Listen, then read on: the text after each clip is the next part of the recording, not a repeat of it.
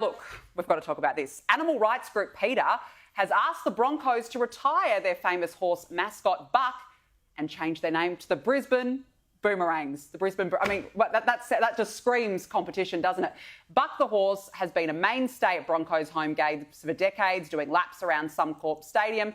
Yet in an open letter to the CEO, PETA's vice president said, "We'd like to ask you to retire the live horse mascot Buck and move away from imagery such as bucking broncos, which glorifies rodeos. Well, look, what can you say? I mean, what's next? The Sharks? The Dolphins? What is Wallabies? next? Well, they even wanted the Western Bulldogs in the AFL. They wanted them changed to the Western Mutts.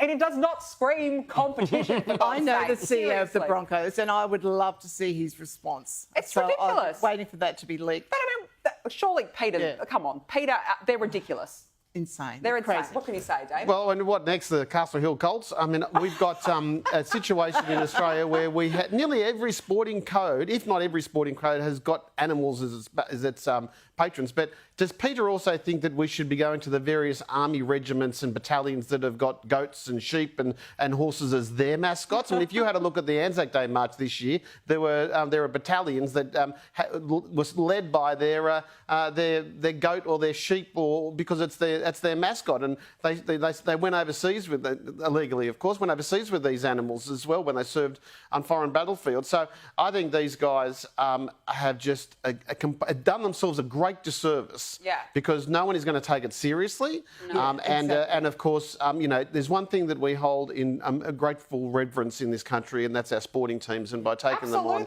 you're not going to get much traction. No, I just think they're a bunch of wafflers, to be quite honest. Nobody's listening. They should just really shut up and move on. Jog on. Now, look, if this is not an omen for the renewables-only experiment, a truck carrying a section of wind turbine has crashed into a bridge west of Brisbane, causing extensive delays down a major highway. Nobody was injured, thank goodness, but the turbine became wedged underneath the overpass. I don't actually understand how this happened. How can you go under a bridge if you're that over height?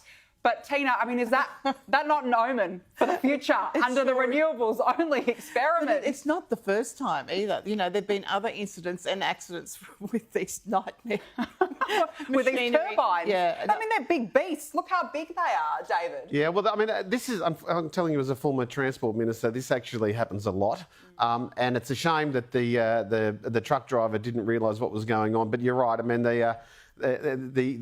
for those who look into the entrails of owls to determine the future, I think just need to turn on the news and see what happened there. Just have a look at the turbine stuck under a bridge. And you know what's an omen? Because we are stuck. We are stuck in this bottomless pit that is the renewables only experiment. David Elliott, Tina McQueen, thanks so much for joining me on the show. Have a good weekend. We'll see you next week.